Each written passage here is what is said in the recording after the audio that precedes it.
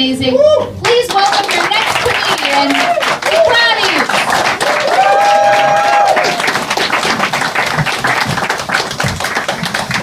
Thanks so much. Keep it going there with Emily.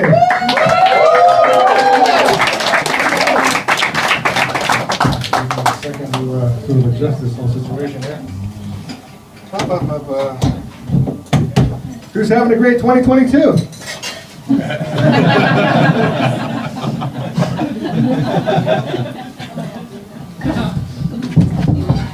Yeah.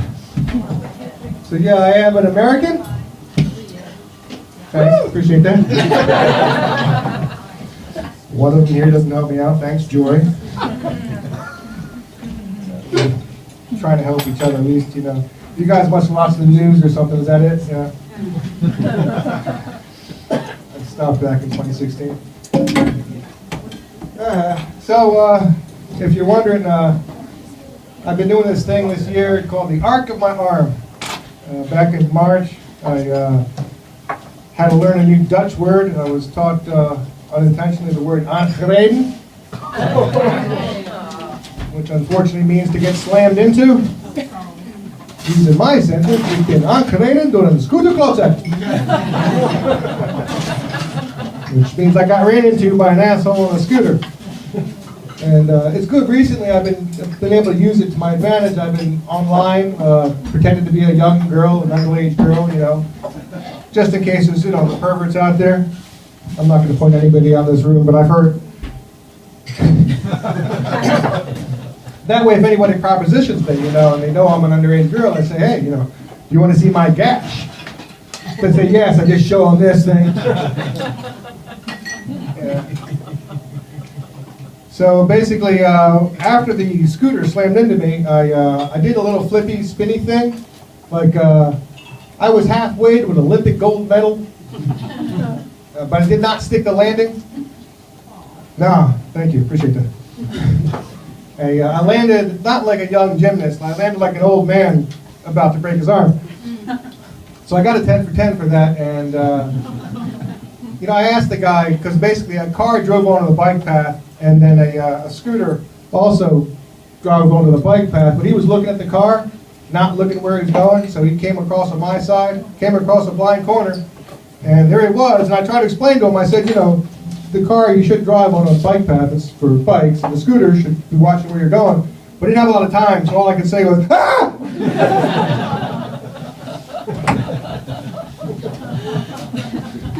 It's funny now. Yeah, that's when the gymnastics part happened. I called up for 911 or 112 or 777. I don't know. Wasn't feeling good at the moment. And the guy asked me where I was. I looked up, you know, at the buildings because I was laying on the ground, and I don't know. WhatsApp knows where I'm at. Google knows exactly where the hell I am. Police, not a clue. Let me lie there and die. Had to hobble over, found a bus stop. They sent the ambulance, but only after I kind of complained because they said, take a taxi. They told me this. Unless you're passing out. I said, well, I'm passing out. They said, okay, we'll send an ambulance. Ambulance gets there. He offers me fentanyl. Yeah, exactly. I said no at first because I'm an American and we know that's a short trip to a heroin addiction. I'm not against it. Not yet. I mean, I just want to wait a few more years. I'm only 56. So I said no at first, but then my shoulder said, hey, take the fentanyl. And I did. It didn't do anything for me. It was a really useless drug, I thought. But I get to the hospital. She offers me morphine. She said, would you like some morphine? Yeah. But I could go for a shot. If everyone's doing one. You know, I felt a little better too, I gotta tell you. It was the best part of the day so far. And when I went home, they said to me, would you like another shot of morphine? Yeah. I'd go for a second one. And unfortunately, they did what we called conservative treatment, which is basically nothing. They gave me the drugs, which was great. And they gave me a blue strap to wrap my arm like this. And they said, okay, that's it. I got some paracetamol too, and some ibuprofen, you know, but that was all they did. And They said that over time, it comes good. Have you been to a doctor here? They all say that. It comes good. It's like the first thing they teach them in medical school here.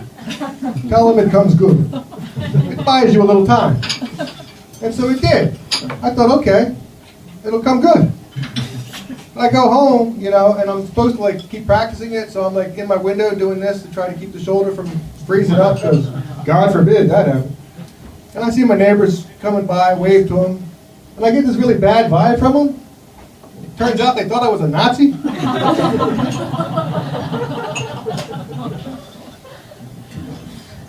I explained to them what happened. Now they think I'm just practicing to be a Nazi.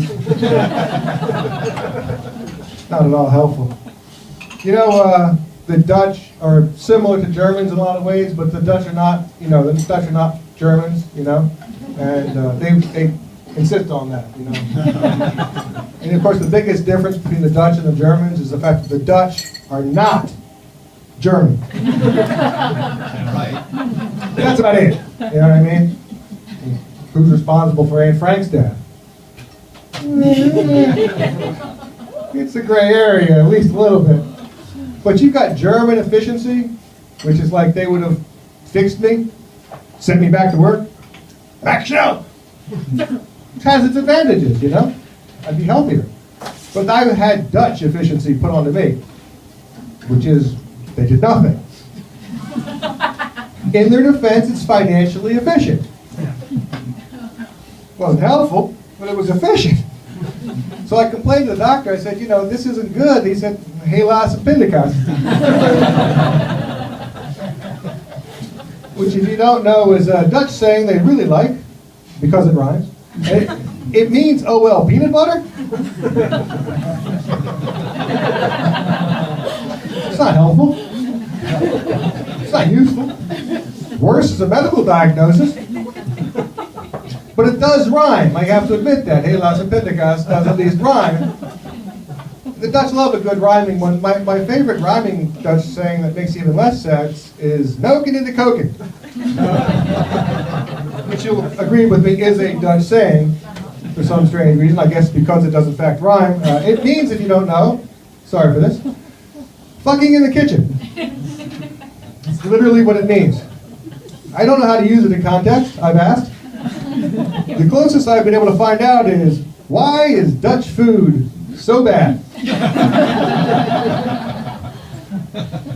Well, they're noken in the koken, I think. You know, like the Dutch love satay. You know satay? It's like a peanut butter sauce on chicken and things. It's like, how do you end up with satay? Well, a lot of Helaas appendicus and noken in the koken. Next thing you know, you got a satay going there.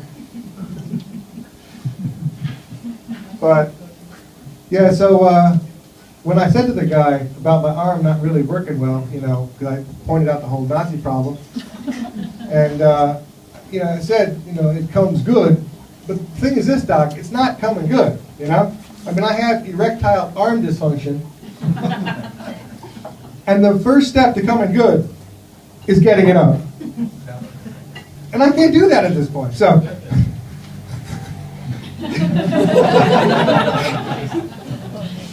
So basically, I agreed to it. Eventually, I'd have to have surgery, and unfortunately for me, my doctor was having, or his wife was having, his fourth child. So he couldn't do the surgery because of the mystery of his fourth child.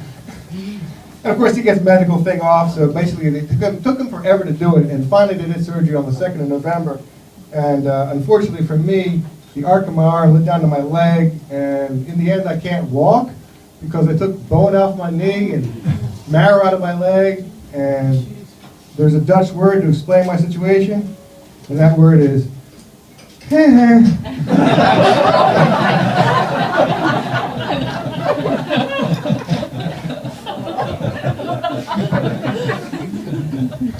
It's sadly true. If you don't know that word, if you've ever gone out with a Dutch person, you'll hear it from time to time. It's hard to figure out what the hell just happened when you hear it. Was it good or bad? You don't really know. You miss a train? Scooter smashes into you. It also applies. You know, there's worse times to hear it, though. I think one of the worst times to hear that is just after sex.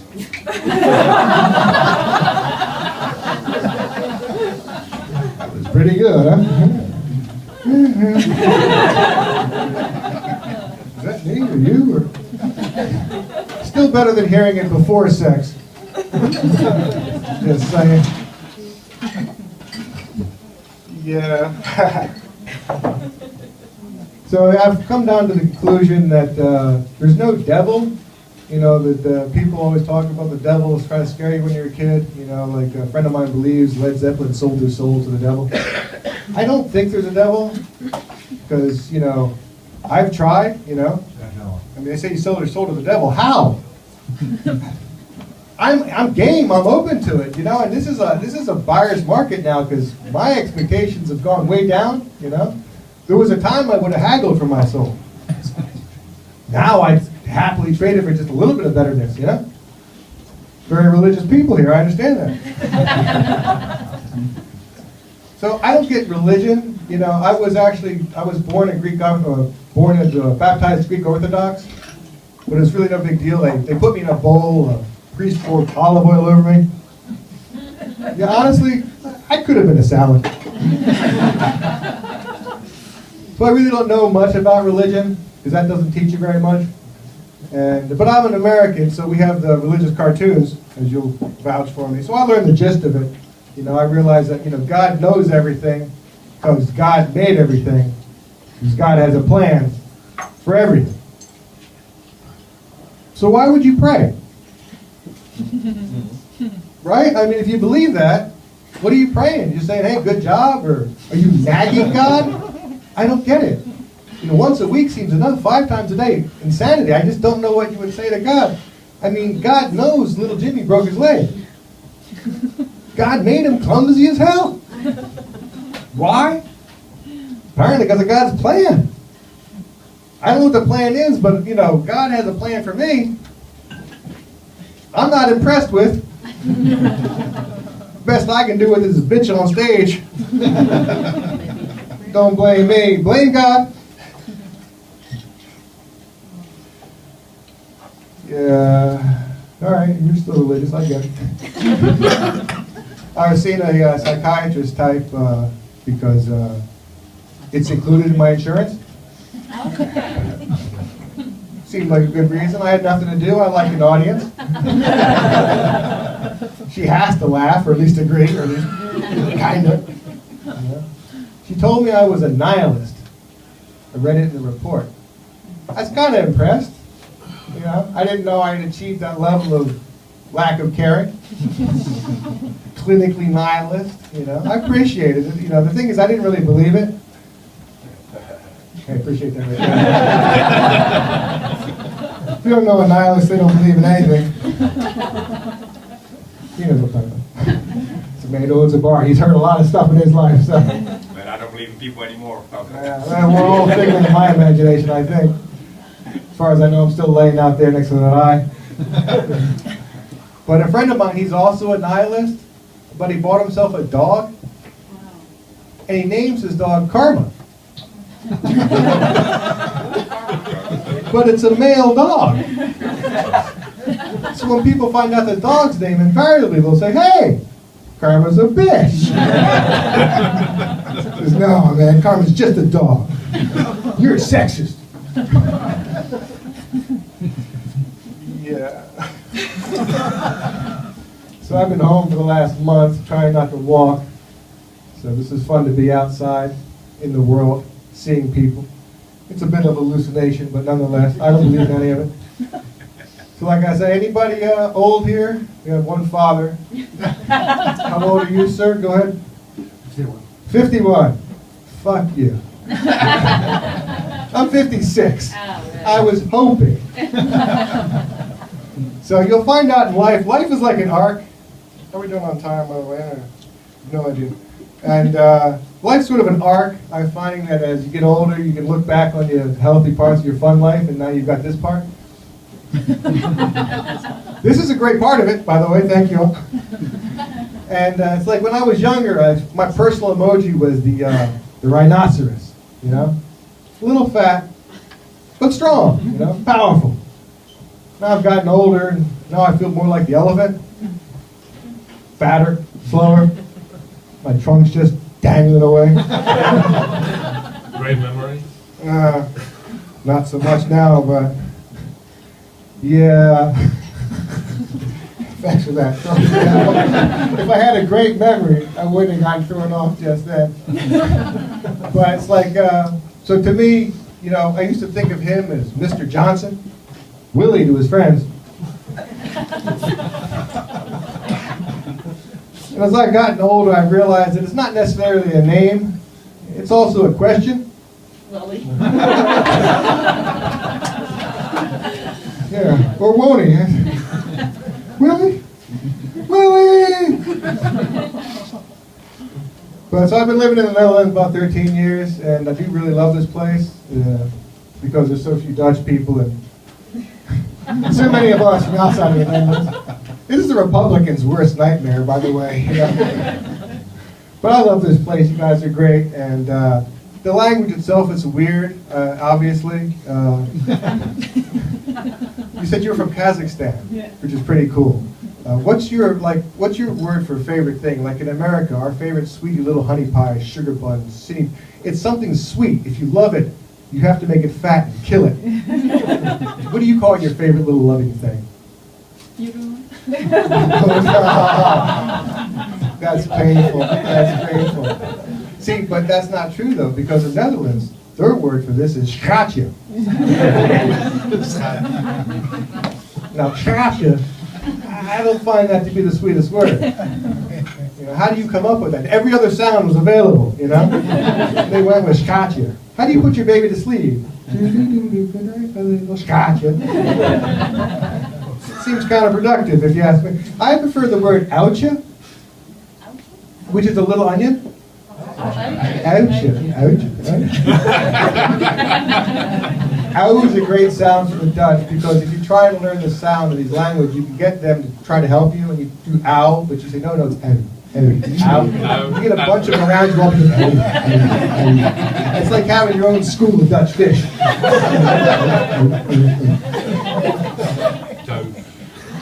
But the thing that the Dutch know, they have the words that really typify this place more than anything else, and I know it's not the one you're thinking, which is swaffelen. Which is a word the Dutch needed. Again, these are real things. This isn't me, this is them. Swaffelen means to slap your dick against something. Not only did they need this as a word, they voted this word Word of the Year 2008. Yeah, you can look it up, it's true, I wouldn't lie, I'm a comedian. I've been stabbed. And I moved here in March 2009, and they were still talking about it. Of course, the Dutch's most all word is, of course, gezellig, which is a warm, wonderful evening that we all do together, and we make it happen as a group. Assuming nobody's swaffling anybody, because it's a little less gezellig then. And it's like tonight, it's freezing cold out there, you know what I mean? And almost everybody in here has lost the World Cup.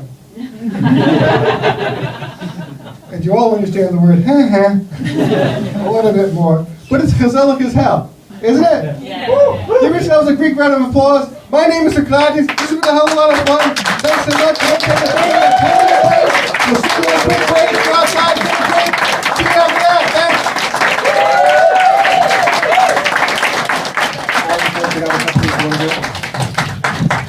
Yo guys, give one more round of applause for our comedians of the first half.